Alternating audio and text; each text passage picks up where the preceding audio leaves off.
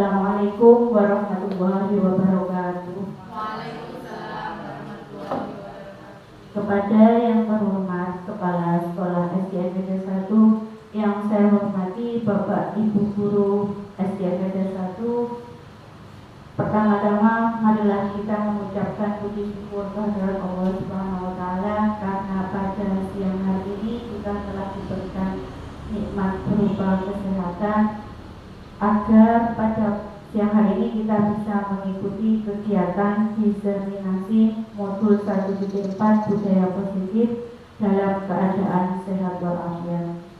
Kedua kalinya salawat serta salam tetap tercurahkan kepada Nabi besar kita Nabi Muhammad SAW, Nabi yang telah menuntut kita dari zaman kegelapan hingga zaman saat ini, dan tak lupa yang kita inginkan adalah syafaatnya kelak di yaumul qiyamah.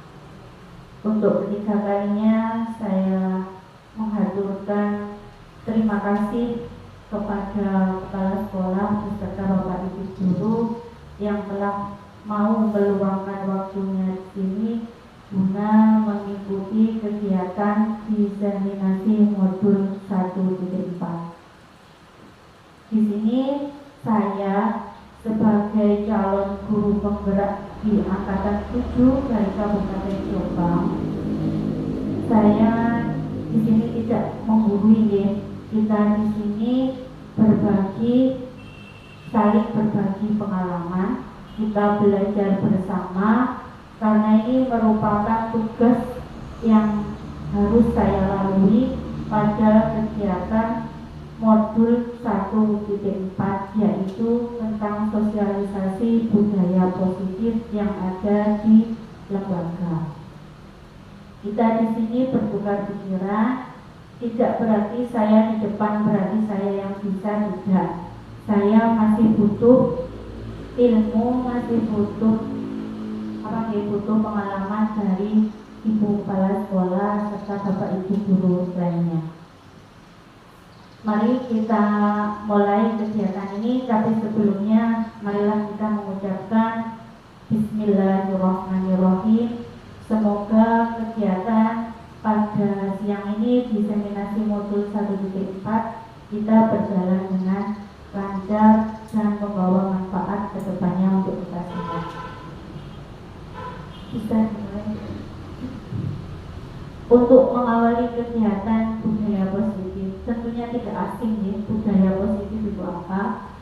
Untuk pertamanya saya perkenalkan dulu, yaitu tentang tujuan pendidikan KHD. KHD di sini adalah Ki Hajar Dewantara, Bapak Pendidikan Nasional di negara kita.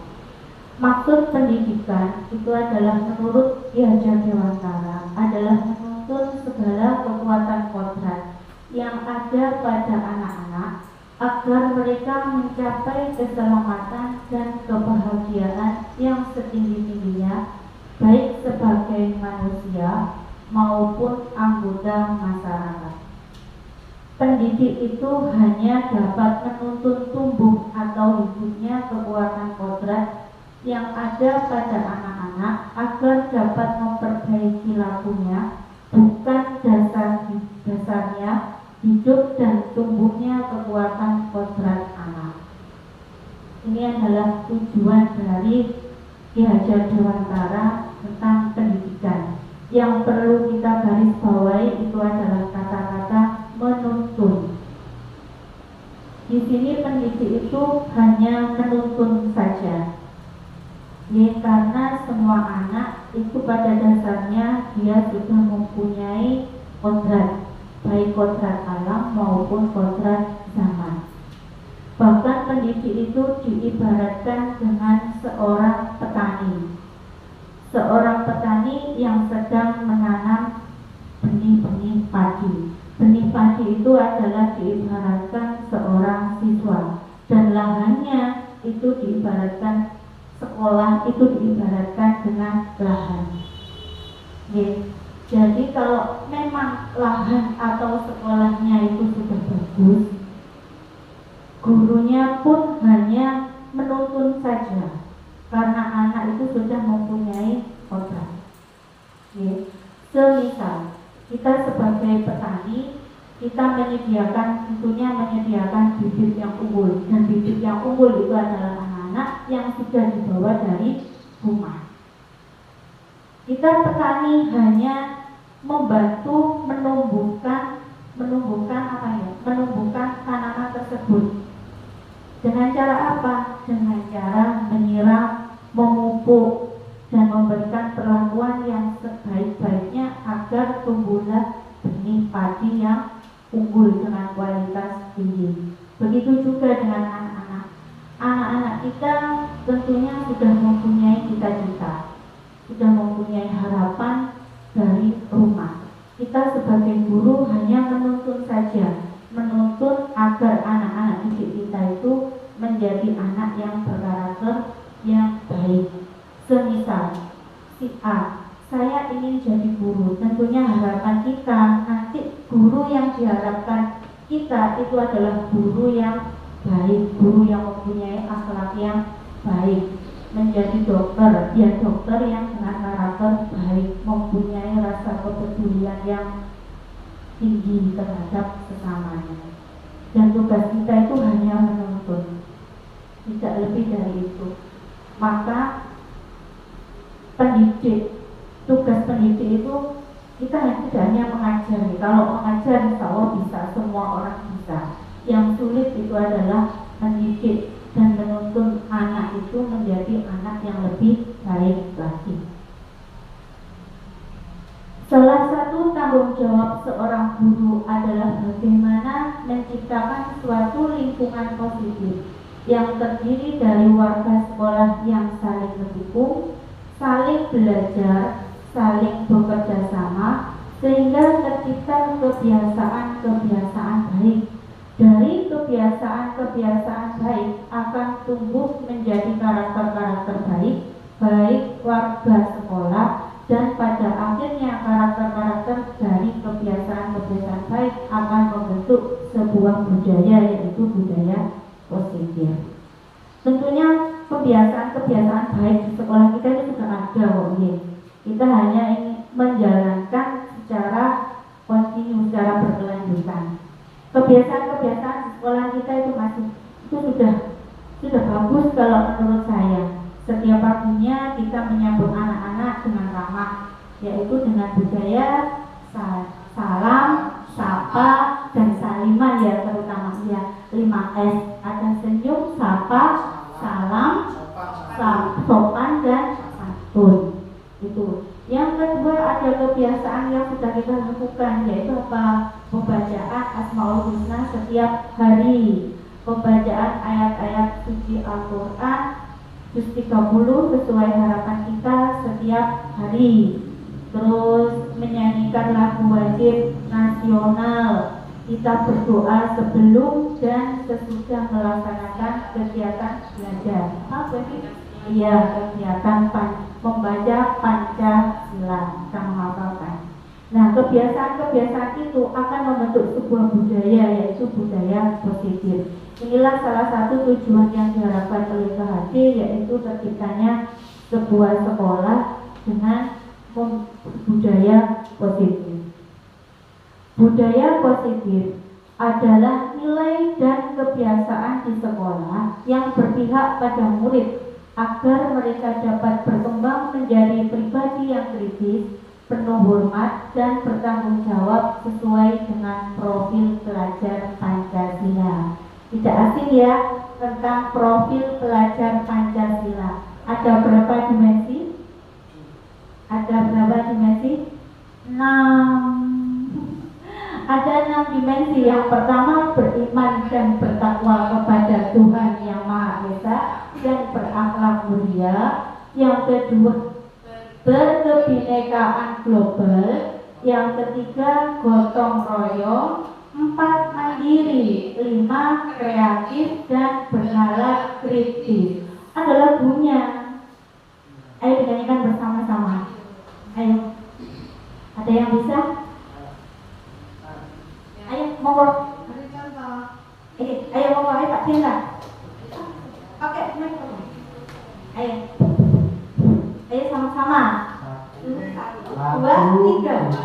Tidak belajar Pancasila, beriman dan bertakwa pada Tuhan yang esa, yang berakhlak mulia, berkebinekaan kokoh, gotong royong mandiri, kreatif dan bernalar kritis. Ya, terima kasih. Itu adalah lagu untuk untuk mengingat kita karakter-karakter dalam budaya positif itu yang diterapkan itu adalah ini yang nanti membentuk sebuah karakter dari pelajar Pancasila. Nah, dalam diseminasi ini ada beberapa konsep utama dalam budaya positif yang akan kita pelajari. Yang pertama yaitu perubahan paradigma belajar, yang kedua disiplin positif, tiga kebutuhan dasar manusia, keempat motivasi perilaku manusia, kelima restitusi posisi kontrol guru, yang keenam keyakinan kelas, dan yang terakhir adalah segitiga restitusi. Yang pertama, perubahan paradigma dalam belajar. Dalam membangun budaya positif, sekolah dapat menyediakan lingkungan belajar yang positif, yaitu aman dan nyaman, agar murid mampu berpikir, bertindak, dan mencipta dengan merdeka, mandiri, dan bertanggung jawab. Tentunya sekolah kita sudah tidak zamannya lagi, tidak ada kok sekolah yang tidak nyaman bagi muridnya. Semua sekolah itu pastinya nyaman. Di sini yang saya tekankan itu sebaiknya di mana, bukan di sekolahnya, tapi ketika kita dalam pembelajaran di kelas. Hendaknya guru itu membuat agar anak-anak itu merasa nyaman. Kita tidak boleh memaksakan kehendak siswa. Semua anak itu mempunyai minat dan bakatnya tersendiri, dan tugas kita hanya menuntut mengembangkan bakat tersebut agar anak-anak kita berkembang sesuai dengan bakat dan minatnya. Nah, ini ada sebuah permainan. Ini adalah sebuah permainan. Ini Bapak Ibu guru tentunya duduknya sudah berdua-dua ya. Ada si A dan si B. Anda dan teman Anda akan melakukan suatu permainan cobalah buka. Semisal salah satu di antaranya ada yang A. Tugasnya adalah mengepalkan salah satu tangan Anda. Salah satu mengepal. Satu saja. Coba Anda bayangkan bahwa Anda menyimpan sesuatu yang sangat berharga di dalam kepalan tangan Anda. Yang Anda kepal ini adalah sesuatu yang berharga, tentunya sangat rahasia. Anda perlu menjaga benda tersebut sekuat tenaga karena begitu penting untuk kepentingan Anda. Dan teman yang sebangkunya, tugas B atau rekan Anda adalah mencoba dengan segala cara untuk membuka kepala tangan Anda. Yang bagian B berusaha untuk membuka. Teman B boleh membujuk, menghardik, mengintimidasi, memarahi, menggoda, menggelitik, bahkan menawari Anda dengan uang agar bersedia membuka kepala tangan Anda. Ayo, dengan berbagai cara konconi jenengan membuka kepala tangan Anda. Kira-kira bagaimana kalau menurut jenengan? Apakah jenengan mau membuka ataukah jenengan tetap mempertahankan kepala tangan Anda? Bagaimana? Bagaimana Bu Evi? Kalau saya berada di posisi itu, mungkin akan saya buka kepala tangan saya. Karena kalau kita membuka kepala tangan, kan jadi tahu isinya apa, begitu Bu, penasaran Bu. Ya. Ada yang lain? Ya Mbak Diana. saya akan tetap menutupnya. Rahasia kok mau Iya. bagi-bagi. Ya, betul. Ya, benar. Tentunya jawaban itu ada dua kemungkinan. Yang pertama, ada yang membuka kepala tersebut dan ada yang tetap mempertahankan kepala tersebut. Nah, disinilah kita itu guru ya. Kalau seandainya pasti mempunyai alasan tersendiri jika membuka seperti Bu Evi tadi, membuka kepalanya tangan tadi, itu berarti Bu Evi itu mau dikontrol oleh orang lain. Dengan cara apa? Saya nggak ngerti tadi temannya itu bagaimana. Dia agar membujuknya itu caranya bagaimana agar Bu Evi itu bisa membuka kepala tangan. Berbeda dengan Pak Dienta yang mempunyai keyakinan. Nah, ini namanya rahasia kok kok dibuka-buka. Nah, berarti memang Pak Dienta itu mempunyai pendirian yang teguh. Dia tidak mau dikontrol atau dibujuki dengan berbagai cara. Tetap membuka. Yakin bahwa ini adalah suatu rahasia yang tidak akan saya sebarkan. Berarti itu Pak Dienta termasuk orang yang apa? Bisa tidak mau dikontrol atau dibujuki oleh orang lain. Psikiater dan pendidik Dr. William Glasser dalam kontrol teori yang kemudian hari berkembang yang dinamakan choice theory meluruskan beberapa miskonsepsi tentang makna kontrol. Ilusi guru mengontrol murid. Sudah jelas ya, kita itu selalu mengontrol murid.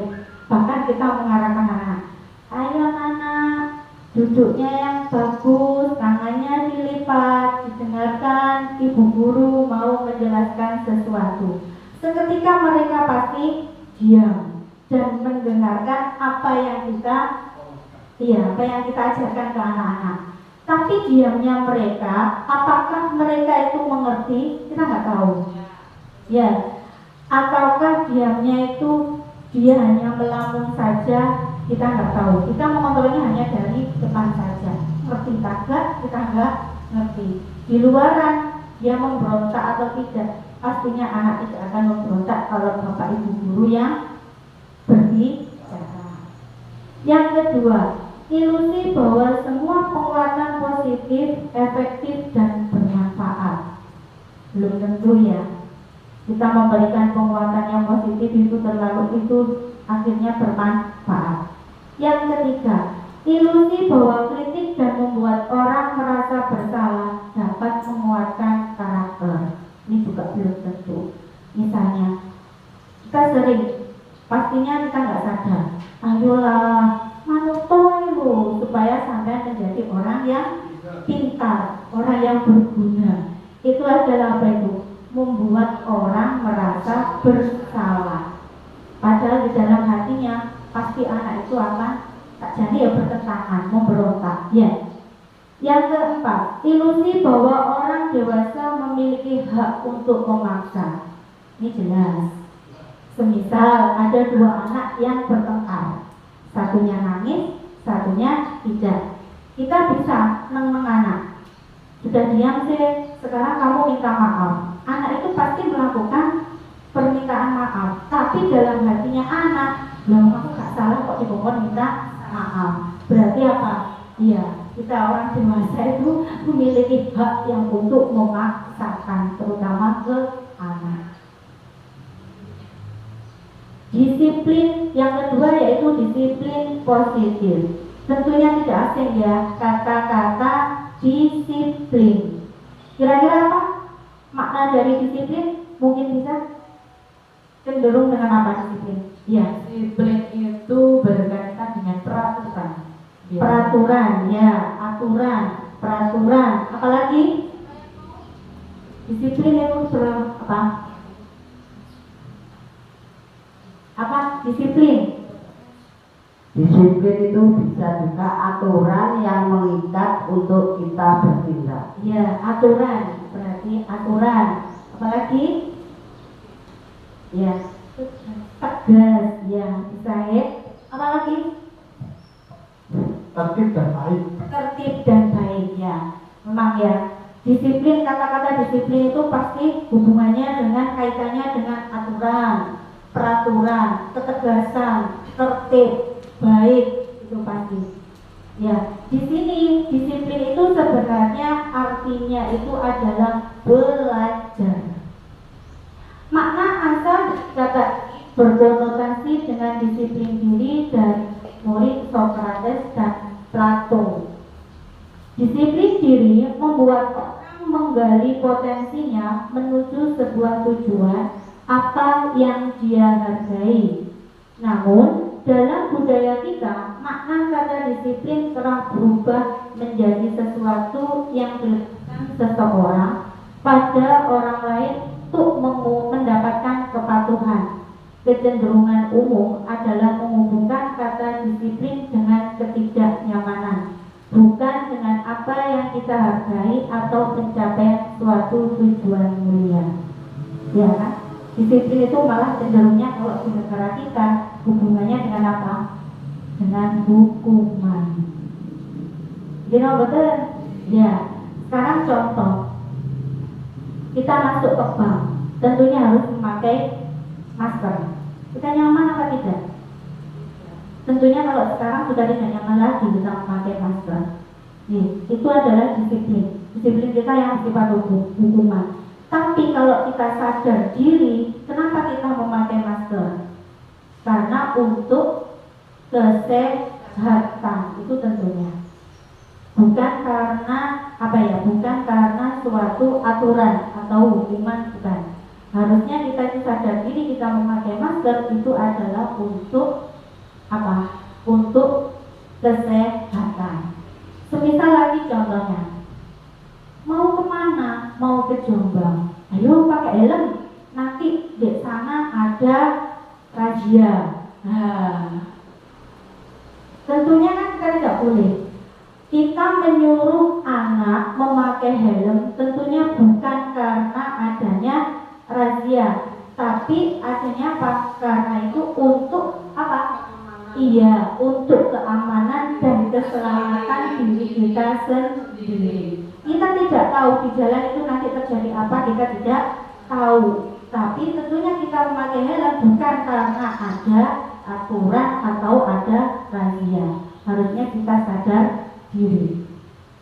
Disiplin adalah kemampuan memerintah dirinya sendiri dalam mengontrol dan menguasai diri untuk memilih tindakan yang mengacu pada nilai-nilai yang kita hargai dengan penuh tanggung jawab tanpa terperintah orang lain. Tidak usah diperintahkan diri, karena kesadaran diri kita sendiri. Kita ingin selamat di jalan, ya kita memakai helm. Nilai-nilai yang kita hargai adalah nilai kebajikan, sifat positif manusia yang memerlukan tujuan mulia yang ingin dicapai setiap individu, yaitu nilai-nilai dalam profil pelajar Pancasila. Tujuan mulia dari penerapan disiplin positif adalah agar terbentuk murid-murid yang berkarakter, disiplin, santun, jujur, peduli, bertanggung jawab, dan merupakan pembelajar sepanjang hayat sesuai dengan standar kompetensi lulusan yang diharapkan. Ini tujuan kita melaksanakan budaya positif yang ada di sekolah. Tujuannya tak lain yaitu murid-murid kita itu mempunyai karakter yang baik. Di antaranya murid yang santun, jujur, peduli, bertanggung jawab, sesuai dengan profil pelajar Pancasila yang terdiri dari 6 dimensi tadi. Yang ketiga, kebutuhan dasar manusia. Realitasnya, kebutuhan setiap orang itu berbeda. Kita harus berusaha memahami pandangan orang lain tentang dunia. Setiap orang memiliki gambaran yang berbeda. Nah, kebutuhan dasar manusia itu ada 5. Yang pertama yaitu kebutuhan bertahan hidup, survival. Ini semua orang butuh. Kita butuh hidup yang terdiri dari sandang, pangan, dan papan. Ini kebutuhan hidup dan semua orang harus terpenuhi.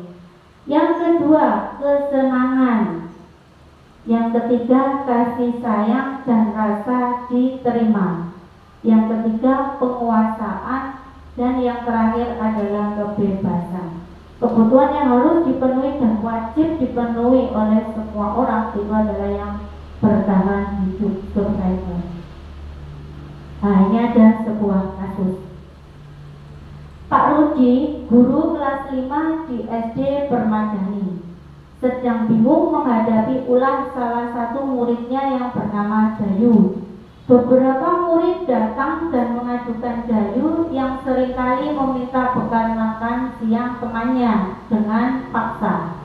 Jika Anda menghadapi situasi seperti Pak Rudi, apa yang Anda lakukan? Menurut Anda, kira-kira apa alasan Dayu melakukan hal tersebut? Tentunya awalnya kita pasti akan memanggil ya. Dayu tetap kita panggil. Tapi serta-merta manggil terus kita memarahi saja.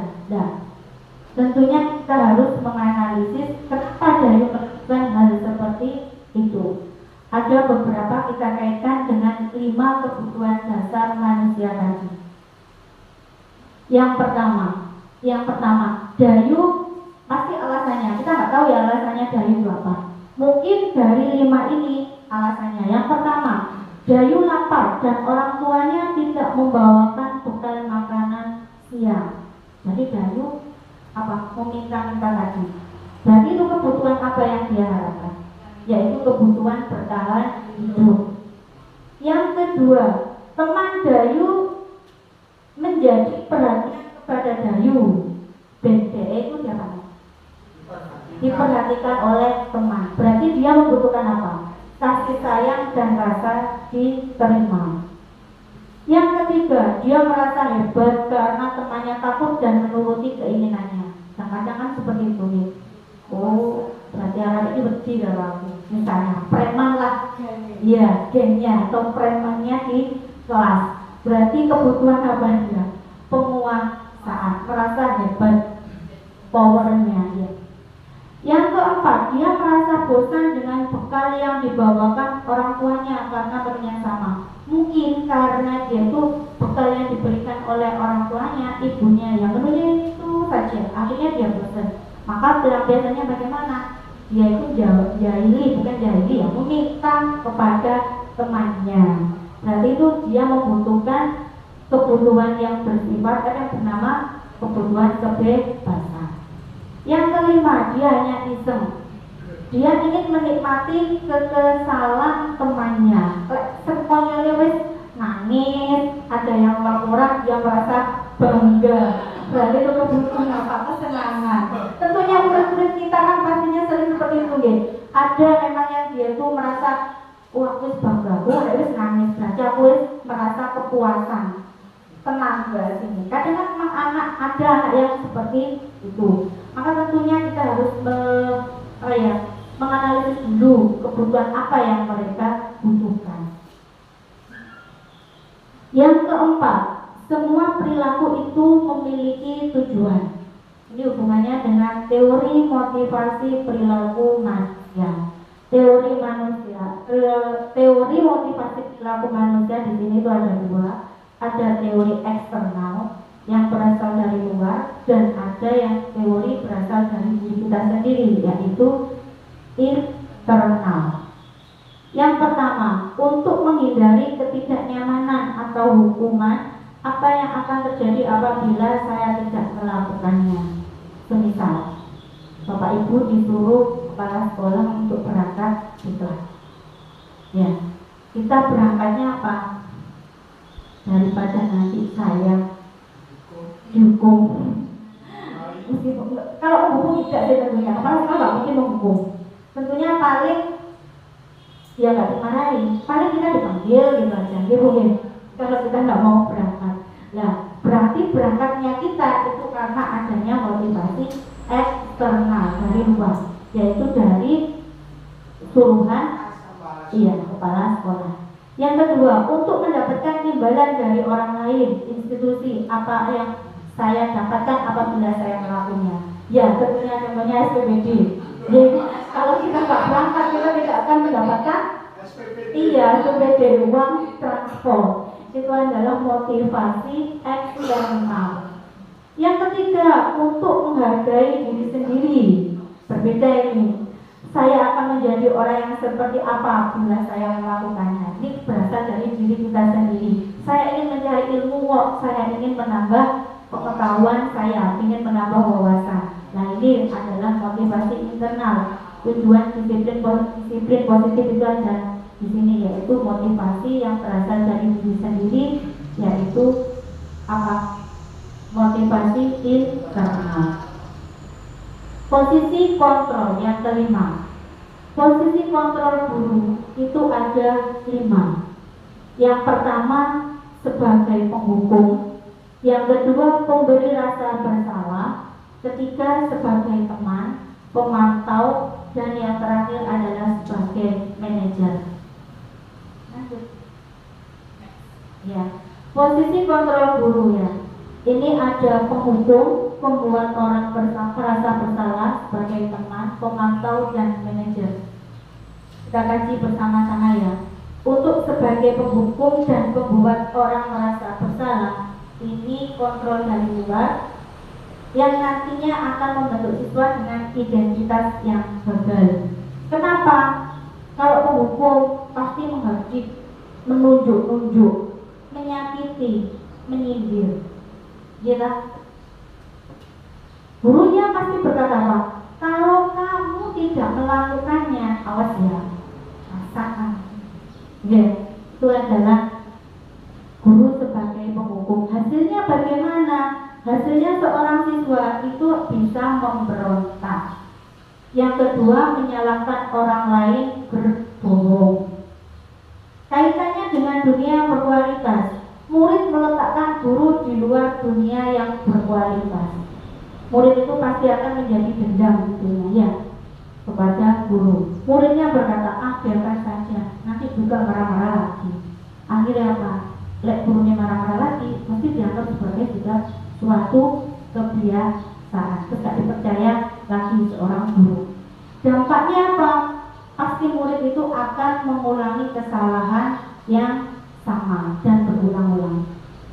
Sebagai pembuat orang merasa bersalah, gurunya berbuat bagaimana? Berceramah dan mengatakan seharusnya ibu kecewa. Wah, yo sampean lo ada rasa kecewa. Sampean kalau nggak manut, nanti bagaimana orang tuamu? Kamu nggak kasihan sama orang tua kamu yang sudah membiayai kamu untuk setiap hari bisa belajar atau pergi ke sekolah. Kamu wanita tidak kasihan dengan orang tua kamu yang panas-panas untuk mencari nafkah membiayai sampai sekolah. Itu adalah pembuat merasa bersalah. Hasilnya bagaimana? Menyembunyikan, menyangkal, dan berbohong. Kaitannya dengan murid. Murid meletakkan guru di dalam dunia yang berkualitas. Pasti murid itu nanti, ya bu, maafkan saya minta maaf bu. Dampaknya kepada murid apa? Merasa rendah diri. Nah, sebagai penghukum dan membuat orang merasa bersalah di sini, itu disebut dengan, itu merupakan kontrol dari luar, dan itu adalah identitas yang gagal. Yang ketiga, mohon maaf, posisi kontrol sebagai teman dan pemantau. Ini identitasnya berhasil dan sukses, kontrol dari luar. Membuat alasan-alasan untuk muridnya kalau sebagai teman. Ayolah lakukan demi ibu. Masa kamu tidak mau? Ingat tidak, ibu pernah bantu apa untuk kamu? Itu sebagai teman. Hasilnya bagaimana? Murid itu menjadi ketergantungan. Murid meletakkan guru di sebagai orang yang sangat penting di dunia berkualitas. Nanti lama-lama murid itu akan berkata, saya pikir bapak ibu teman saya. Oh, ternyata begitu. Hasilnya dampaknya kepada murid lemah, tidak mandiri, dan pasti tergantung kepada kita. Sebagai pemantau yang keempat, menghitung dan mengukur apa peraturannya, menyesuaikan diri bila diawasi. Murid meletakkan guru, peraturan dan hukum di dunia berkualitas. Berapa banyak bintang yang saya harus peroleh? Berapa halaman yang harus saya tulis, Bu? Menitik beratkan pada sanksi dan atau hadiah untuk dirinya. Yang terakhir yaitu identitas berhasil atau sukses sebagai kontrol diri, mengontrol dirinya sendiri, yaitu posisi kontrol guru sebagai manajer. Dengan cara apa? Gurunya itu mengajukan suatu pertanyaan-pertanyaan. Apa saja? Apa yang kita yakini? Apa yang bisa kamu kerjakan untuk memperbaiki masalahmu ini? Itu hasilnya bagaimana? Menguatkan pribadi. Murid akan meletakkan dirinya sebagai individu yang positif dalam dunia berkualitas. Muridnya berkata, bagaimana caranya saya bisa memperbaiki keadaan ini? Dan dampak pada murid mengevaluasi diri, bagaimana cara memperbaiki dirinya. Ini ada sebuah kasus, contoh ya. Pada hari Senin, Pak Bambang tidak masuk sekolah. Pak Bambang merupakan guru matematika. Saat itu, Bu Rina menggantikan Pak Bambang. Bu Rina baru 1 tahun menjadi guru di SMP tersebut. Beberapa murid perempuan, Vira dan Natali, mengetahui hal itu dan mulai menggunakan kesempatan dan bersikap seenaknya di kelas. Tertawa, tidak mengindahkan kehadiran Bu Rina. Bu Rina menyapa Vira dan Natali dengan ramah sambil mengingatkan untuk tetap fokus pada tugasnya. Ayolah, tugasnya dikerjakan. Nanti ibu ditegur kepala sekolah kalau kalian tidak mengerjakan tugas. Tolong bantu ibu ya. Namun Vira dan Natali malah jadi tertawa. Ah ibu, santai sajalah. Mereka tetap tidak mengerjakan tugas dan malah mengobrol. Nah, dari kasus ini mari kita analis. Kira-kira posisi kontrol apakah yang diambil oleh Bu Rina dalam menangani muridnya yang bernama Vivi dan Natali? Tadi posisi kontrol guru ada berapa? 5. Sebagai penghukum, sebagai pemberi rasa bersalah, yang ketiga sebagai teman, pemantau, dan yang terakhir sebagai manajer. Kalau dilihat dari kasus ini, kira-kira posisi kontrolnya Bu Rina itu sebagai apa? Mungkin ada yang bisa menjawab? Pak Jenda. Ya, kalau dilihat dari kasusnya itu sepertinya posisi kontrol sebagai teman, karena ya sebagai teman. Menyapa dengan ramah, ya. Ayolah, dengan seperti teman mengajak begitu. Iya. Ada yang lain lagi? Posisi kontrol? Ya. Kalau saya berbeda dengan Pak Dienta ya Bu. Kalau menurut kasus siapa ini? Bu Rina. Sepertinya kok pada pemberi rasa bersalah. Memberi rasa bersalah, ya. Dengan alasan apa Bu Evi kira-kira? Kata-katanya Bu Rina, ayolah tugasnya dikerjakan, nanti ibu ditegur kepala sekolah kalau kalian tidak mengerjakan tugas, tolong bantu ibu ya. Iya. Oh iya. Terima kasih. Ya, memang ya kalau kita melihat dari kasus ini, memang posisi kontrol ini dari kasus ini ada 2 kalau menurut saya juga begitu. Yang pertama yaitu sebagai teman. Bu Rina menyapa muridnya itu dengan ramah, dengan lembut. Dia tidak memarahi. Ya, seperti ciri-ciri tadi posisi kontrol guru yang berada pada sebagai teman. Beliau menyapanya dengan ramah, tidak memarah-marah. Itu memang benar. Yang kedua, posisi kontrolnya, nah ini dilihatkan. Ayolah, tugasnya dikerjakan. Nanti ibu ditegur kepala sekolah kalau kalian tidak mengerjakan tugas. Tolong bantu ibu ya. Ini adalah posisi kontrol guru, di mana membuat merasa bersalah. Ya, memang benar. Ada 2. Ya. Posisi kontrol yang diambil Bu Rina adalah membuat merasa bersalah dengan mengatakan, ayolah tugasnya dikerjakan, nanti ibu ditegur kepala sekolah. Yang kedua, posisi kontrol sebagai teman karena menegur dengan ramah dan meminta bantuan untuk segera mengerjakan. Paham ya? Untuk posisi kontrol guru, 5 posisi kontrol.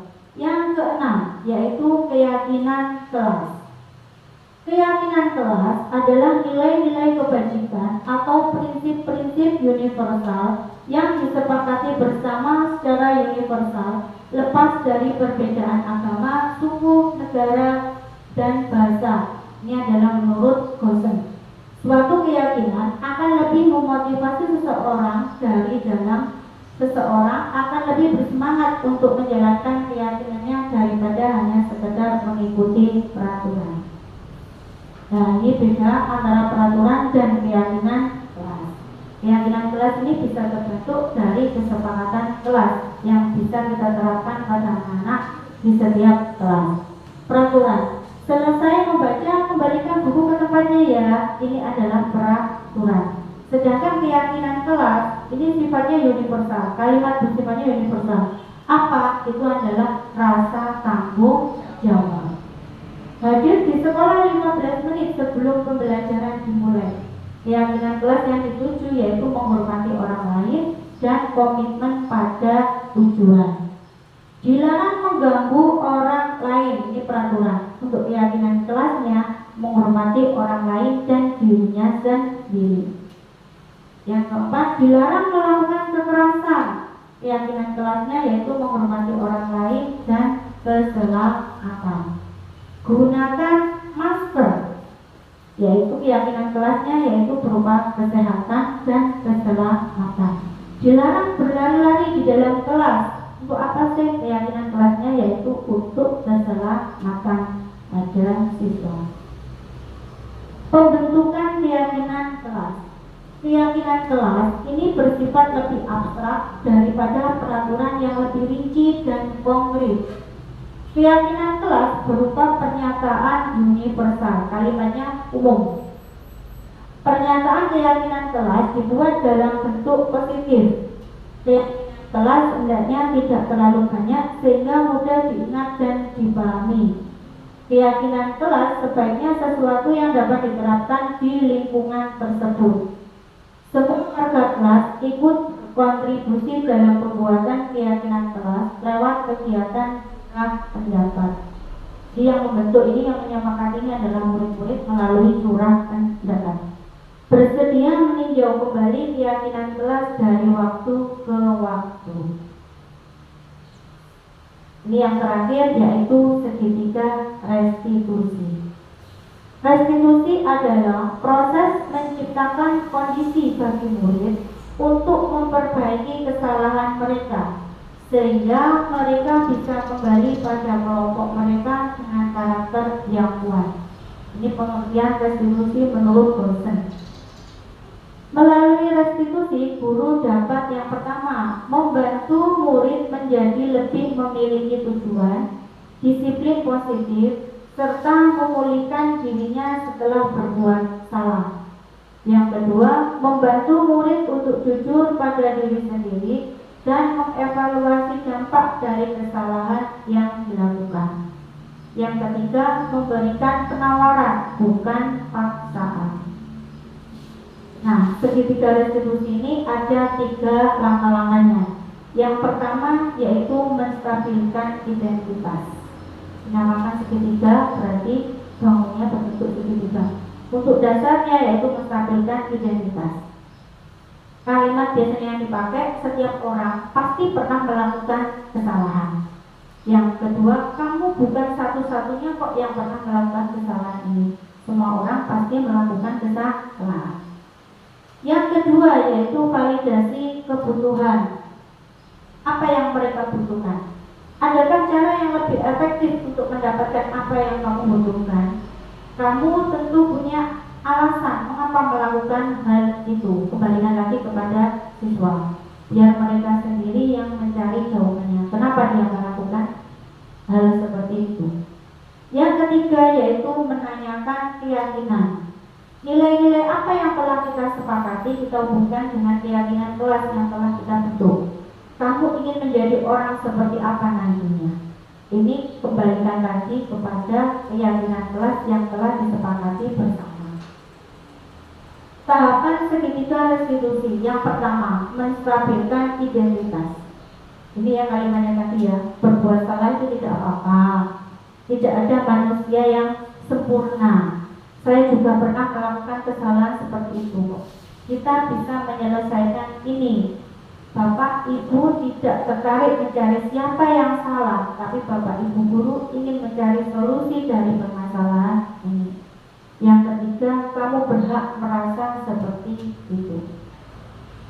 Tahapan yang kedua yaitu validasi tindakan yang salah. Kalimat yang digunakan, kamu pasti punya alasan mengapa melakukan hal itu. Kamu patut bangga pada dirimu sendiri karena kamu telah melindungi sesuatu yang penting buat kamu. Yang terakhir yaitu tahapan restitusi. Yang terakhir menanyakan keyakinan. Apa yang kita percaya sebagai kelas atau keluarga? Apa nilai-nilai umum yang kita sepakati bersama? Apa bayangan kita tentang kelas yang ideal itu bagaimana? Kamu mau menjadi orang seperti apa? Ini adalah tahapan yang terakhir dari tahapan segitiga restitusi. Ini yang bisa saya sampaikan dari kegiatan diseminasi pada modul 1.4 yaitu budaya positif. Setelah saya sampaikan semuanya, mungkin untuk di sesi akhir ada pertanyaan. Mungkin Bapak Ibu menanyakan sesuatu yang masih mengganjal. Oh ya.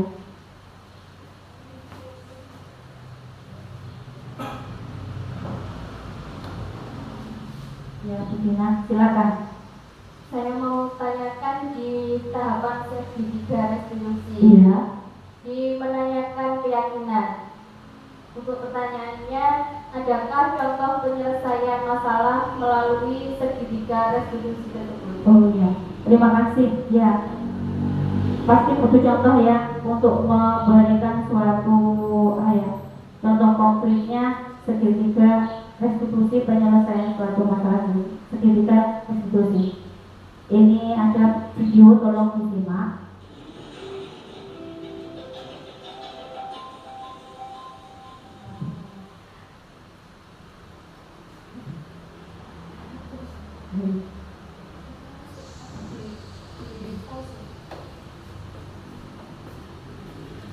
Sebentar nih.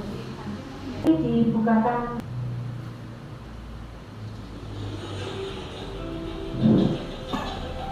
Ini adalah contoh dari penanganan masalah melalui segitiga restitusi. Ini kemarin saya mengangkat masalah keterlambatan siswa dalam sekolah.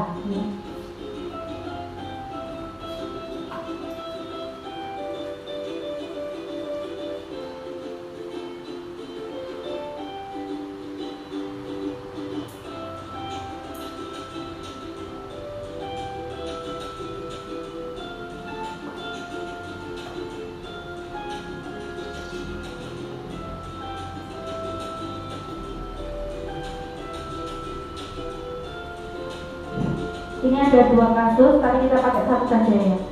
Murid yang terlambat datang ke sekolah.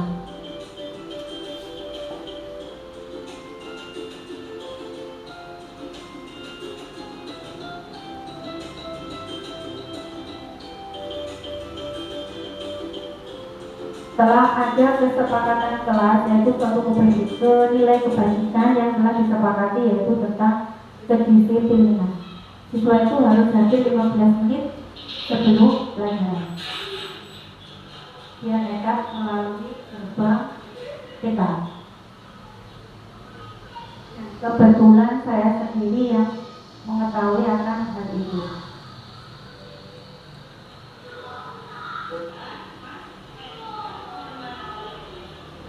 Di sini mulai prosesnya. Untuk proses yang pertama, tentunya murid itu kita panggil.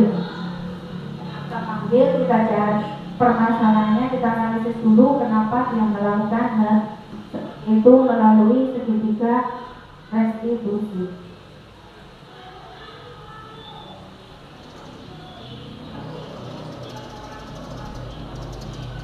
Ini tahapan yang pertama, yaitu menstabilkan identitas.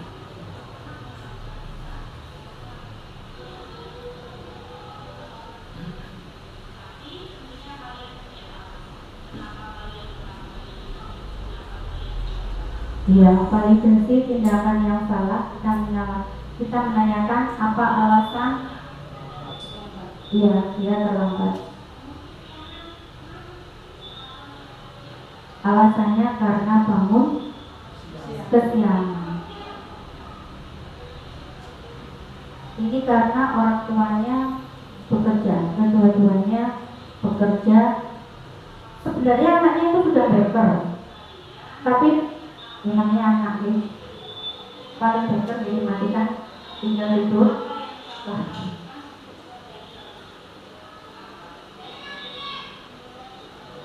Ini menanyakan keyakinan kelas, yaitu keyakinan kelas kita telah disepakati, yaitu kedisiplinannya.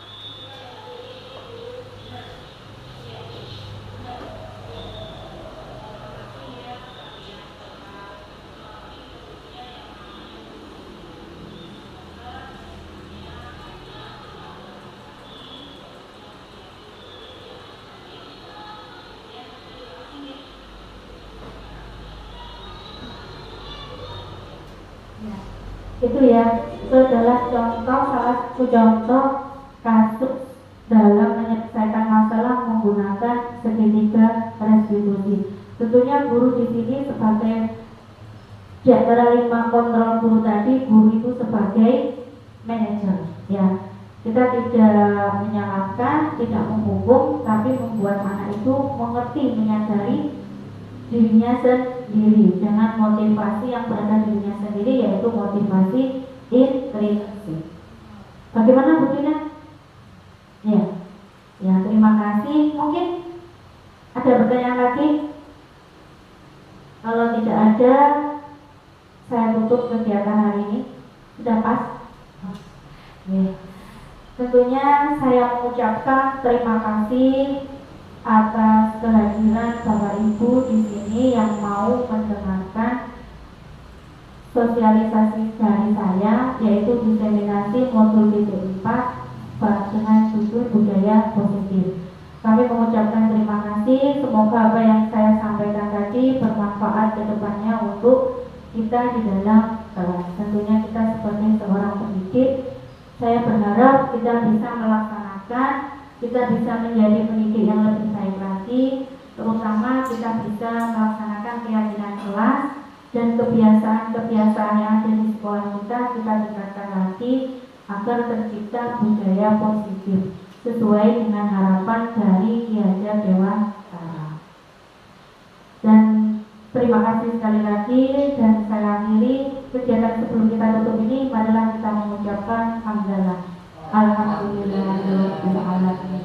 Saya akhiri, saya mohon maaf apabila ada kata-kata saya yang kurang berkenan, dan saya akhiri ihdinas siratal mustaqim. Wassalamualaikum warahmatullahi wabarakatuh.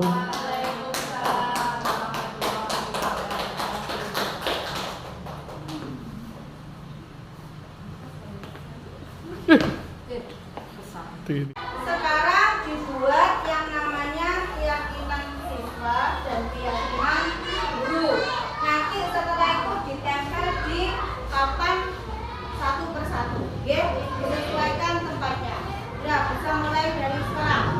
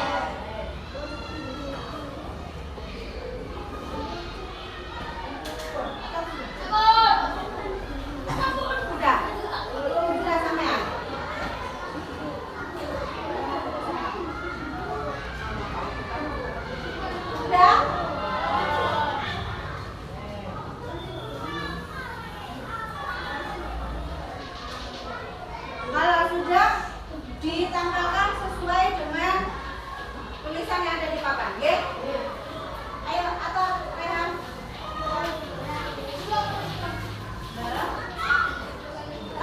Piye iki? Ayo. Ayo kan.